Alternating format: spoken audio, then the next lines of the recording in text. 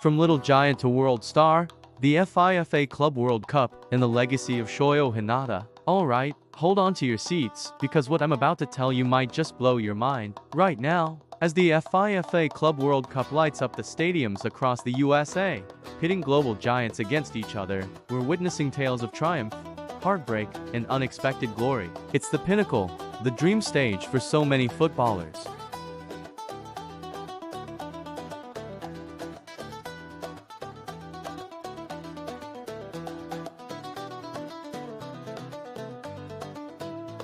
Prepare to see the little giant's legacy truly shine, from the dusty gym floors of Karasuno to the dazzling lights of a global stage, proving once and for all that a dream has no expiration date. The FIFA Club World Cup is more than just a tournament. It's a crucible. It's where legends are made and legacies cemented. Think about it, clubs from every corner of the globe, each carrying the hopes of millions, converging on us soil. From the seasoned veterans of European powerhouses to the hungry challengers from South America, Africa, and Asia, every single player steps onto that pitch with something to prove. It's an explosion of diverse playing styles, raw emotion, and strategic genius. This isn't just about winning a trophy. It's about proving you belong among the elite. It's about that one unexpected goal, that impossible save, that moment where an unknown player seizes their chance and becomes an overnight sensation. We've seen it time and time again in football, these incredible leaps from obscurity to adoration. But how does this relate to a fictional high school volleyball player? Well, that's where Hinata's story becomes truly extraordinary, almost prophetic. Cast your mind back to the very beginning. We first met Shoyo Hinata as a kid, captivated by the sheer, exhilarating power of volleyball. Watching that little giant on TV, he was short, especially for a sport dominated by towering figures. His first real match, a brutal defeat. His team, barely functional. He was enthusiastic, yes, almost annoyingly so, but raw, unpolished, and easily overlooked. He had spirit in spades, but lacked fundamentals, technique, and even a proper team. Most people would have quit, right? Said, this isn't for me. But that wasn't Hinata. His dream wasn't just to play. It was to be like the little giant, to fly, to score points against the biggest blocks. He chased every ball, ran every drill, threw himself into every challenge, often with disastrous, but always hilarious results. Yet, despite his seemingly insurmountable disadvantages, there was an unshakable belief in his eyes. He saw possibilities where others saw dead ends. He was a diamond in the rough, sure, but a diamond that needed immense pressure to truly form. And boy, did he get that pressure. But how exactly did this pint-sized powerhouse, who couldn't even coordinate a basic spike, ever manage to stand tall, let alone dominate, on a stage as grand as the World Championship? This is where the parallel to the FIFA Club World Cup becomes incredibly vivid. Think of those clubs from emerging leagues, perhaps not as historically dominant or financially powerful as the European giants. They're often considered the underdogs. Much like Hinata and Karasuno High, they might lack the individual star power of a Real Madrid or a Manchester City.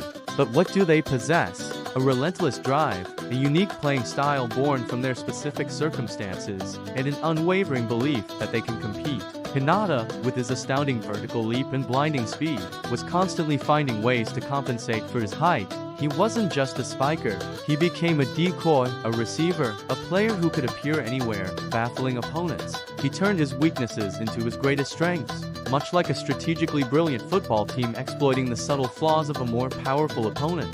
Remember his -tempo spike with Kageyama? That wasn't just skill, it was innovation born from necessity, a radical new approach to the game. It's the equivalent of a football team developing a completely new formation or a set-piece routine that no one else can counter. It's about finding that one, unexpected angle to victory. But even with all his passion and a growing arsenal of incredible techniques, was simply being good enough when the entire world was watching?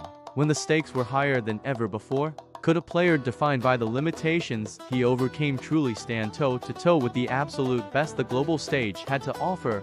Players who had honed their craft for years at the highest echelons of the sport. Hinata's journey didn't stop at high school. For him, the Club World Cup wasn't a singular tournament, but a multi-stage evolution. He took a bold, almost unthinkable step, traveling to Brazil to train with beach volleyball players. Think about that for a second. It's like a promising young footballer leaving his comfortable club to play street football in a foreign country. just to learn a different kind of footwork, a new way of seeing the game. In Brazil, Hinata wasn't just practicing spikes. He was learning receiving, defense, awareness, becoming a truly complete player. He faced language barriers, cultural differences, and the sheer physicality of a new style of play. This wasn't glamorous. It was gritty, painful, and absolutely essential. And when he finally returned to Japan, joining a professional league, he was a different beast entirely. No longer just a spiker, but an all-rounder, capable of everything. This mirrors the trajectory of many top footballers, who often hone their skills in different leagues or even different positions, adapting and evolving to stay competitive at the highest level. They absorb new tactics, new approaches, becoming more versatile. But even after transforming himself into this formidable force, pushing past every perceived limit and adapting to new environments, was the little giant's ultimate dream merely to play professionally, or was there an even grander stage, a final mountain to climb, where the true measure of his legacy would be taken? The answer, as fans of the manga know, is a resounding yes. Hinata not only made it to the professional leagues but continued his ascent, eventually playing in a simulated world championship match that served as the ultimate culmination of his journey. That final arc is where his legacy truly crystallizes. It's about the joy of playing, the bonds forged, and the incredible, almost illogical belief in oneself that makes the impossible possible. Hinata's journey is a powerful reminder that dreams don't have expiration dates, and passion can carry you further than pure talent ever could. It's the story of how an average kid, armed with an extraordinary will, defied every single expectation and forced the world to look up, to acknowledge his brilliance. This is exactly the kind of spirit we see, moment by moment, in the FIFA Club World Cup. Every player, every team, is striving for that same recognition, that same improbable victory. So, as you watch the thrilling matches unfold in the USA, remember the little giant, remember Shoyo Hinata. Because whether it's on a real football pitch or a vibrant volleyball court in an anime, the dream of a kid, no matter how small, to stand on the world stage and challenge the very best, is a universal language. It's the raw, unadulterated passion for the game, the relentless pursuit of self-improvement, and the audacious belief that you, too, can defy gravity and touch the sky. It's why we cheer, it's why we cry, and it's why these stories, both real and fictional, resonate so deeply within us. His legacy isn't just about volleyball. It's about the unstoppable force of a dream, alive and kicking, right there in front of your eyes, both on screen and on the field.